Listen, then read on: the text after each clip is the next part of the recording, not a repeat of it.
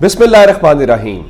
लाखों करोड़ों दुरूदो सलाम मोहम्मद मुस्तफ़ा सल्लल्लाहु अलैहि वसल्लम और आले मोहम्मद पर। मैं हूं उमर दराज गोंदल। जो बड़ा फैसला आया है सुप्रीम कोर्ट से है, और जो फैसला है वो हौसला अफजा नहीं है, इसलिए कि आज ये फैसला होना था कि क्या जो सिविलियंस हैं 103 उनका मिलिट्री कोर्ट में ट्रायल हो सकता है या नहीं हो सकता। आपको याद होगा जस्टिस इजाजुल एहसन साहब की सरबराही में 5 रुकनी बेंच ने उस चीज को कल अदम करार दिया था और कहा था कि सिविलियंस का वहां पे ट्रायल नहीं हो सकता, और इसलिए उन्होंने तमाम सिविलियंस को कहा था कि इनको जो सिविलियन अदालतें हैं वहां पे भेज दिया जाए। और उसमें जस्टिस इजाजुल एहसन के साथ जस्टिस मुनीब अख्तर थे, जस्टिस याया अफरीदी थे, जस्टिस मुजाहिर अली अकबर नकवी थे और जस्टिस आयशा मलिक थे। इन तमाम जज साहिबान का आइन और कानून के ऊपर एक कमांड है।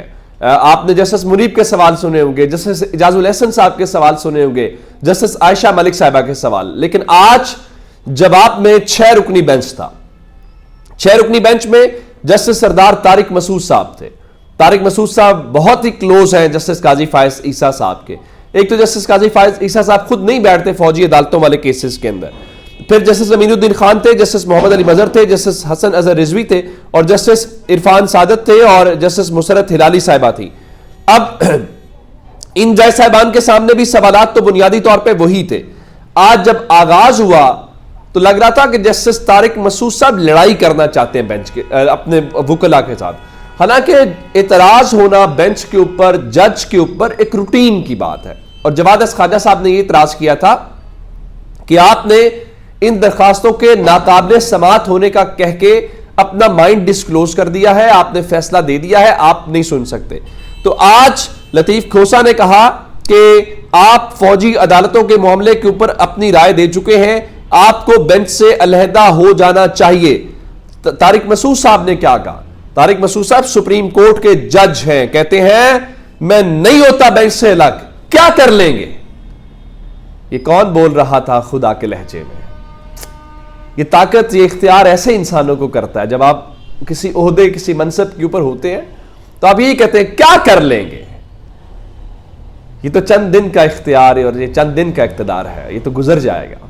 और ये जुमला हॉन्ट करता रहेगा हमेशा कि सुप्रीम कोर्ट के मोअज़्ज़ज़ जज साहब बैठ के कह रहे थे क्या कर लोगे, नहीं उठता मैं बेंच से। तो एतजाज एहसन साहब ने कहा कि इतराज पे फैसला पहले होना चाहिए कि आपने बेंच में बैठना है या नहीं बैठना। तो सरदार तारिक मसूद साहब फिर बोले मैं नहीं करता समात से इनकार, आगे चले। बिल्कुल ठीक है।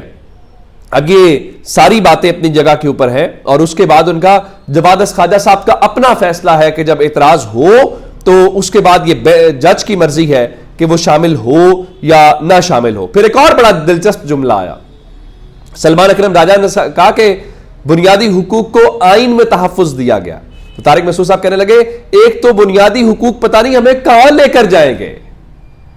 सर आपके पास इस वक्त इख्तियार है, आप सुप्रीम कोर्ट के जज हैं, आपने हल्फ लिया हुआ है आइन के ऊपर और उसके बुनियादी हुकूक का तहफ़्फ़ुज़ आपने करना है, जिसकी आप तनख्वाह कौम के खजाने से लेते हैं, और आप कहते हैं कि आपको कहां लेके जाएंगे ये बुनियादी इंसानी हुकूक।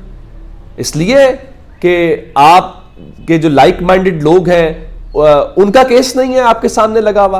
आप समझते हैं कि 103 जो है अगर वो आपके लाइक माइंडेड लोगों के या उस कबील में से होते तो जरा बेहतर फैसला होता। आपके मुखालिफ स्कूल ऑफ थॉट्स है शायद, इसलिए आपको इस तरह से किया जा रहा है। फिर एक और बड़ा अहम मामला हुआ। अदालत ने इस्तफसार किया कि मिलिट्री कोर्ट्स में सिविलियंस के ट्रायल किस स्टेज के ऊपर थे, क्या ट्रायल मुकम्मल हो गए थे, और जिस पे अटॉर्नी जनरल ने कहा जी कुछ मुल्जिमान पर फर्द जुर्म हो गई थी, कुछ पर होनी थी, बहुत से मुल्जिमान शायद बरी हो जाए, जिन्हें सजा हुई वो भी 3 साल से ज्यादा नहीं होगी। फिर जस्टिस मोहम्मद अली मजहर ने सवाल किया कि आपको कैसे मालूम है कि सजा 3 साल से कम होगी। फिर अटॉर्नी जनरल ने कहा जी वो दुरानिया भी होगा। तो फिर मुसरत हिलाली साहिबा ने बड़ा दिलचस्प सवाल किया, उनका अगर जो बरी होने वाले हैं उनको आप जमानतें क्यों नहीं फिर दे देते और उनको जमानत क्यों नहीं दी जा सकती? क्या वो कर्नल साहब या मेजर साहब जो फौजी अदालतों में बैठते हैं क्या वो जमानत देने का इख्तियार भी रखते हैं? ज़ाहिर इस सवाल का कोई जवाब नहीं था। जिसके बाद फौजी अदालतों के अंदर जो ट्रायल है उसके अंदर एक बड़ा बुनियादी था कि जो जस्टिस एजाजुल एहसन की अदालत ने या बेंच ने फैसला सुनाया था, आखिर वो सुप्रीम कोर्ट का फैसला था ना, मुतफिका फैसला था। आज तो सरदार तारिक मसूद की अदालत ने मुतफिका फैसला भी नहीं सुनाया, तो क्या उस फैसले के ऊपर अमल दरामद हुआ? क्या सिविलियंस को वापस भेजा गया? नहीं, मजाल भी नहीं हुई ये सवाल पूछने की।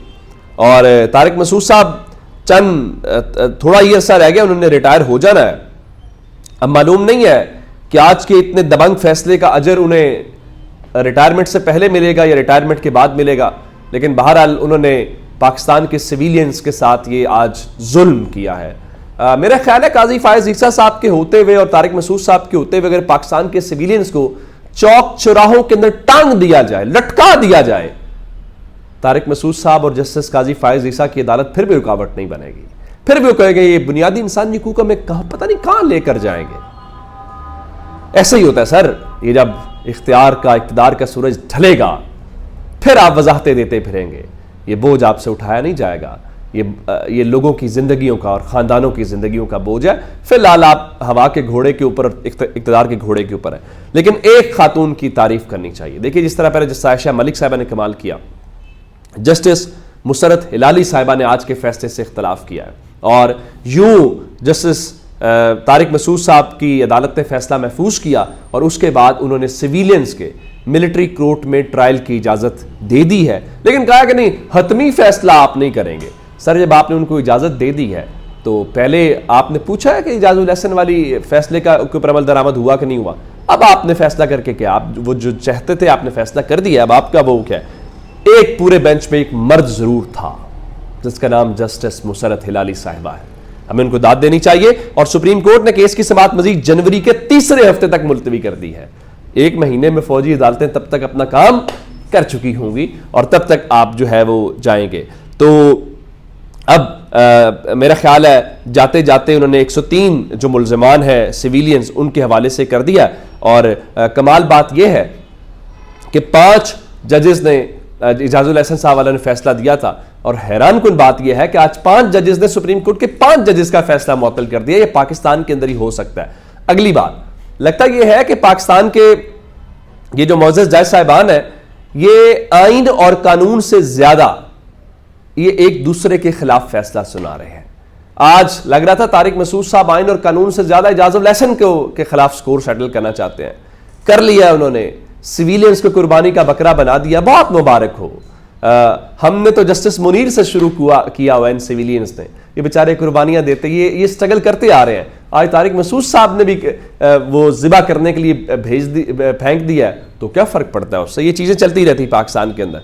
अच्छा, अगली बात जनाब, इमरान खान और शाह महमूद कुरैशी के बारे से आप जानते हैं कि साइफर वाला मामला है। बहुत सारे केसेस हैं, बताते हुए समझ नहीं आती कौन सा बताएं।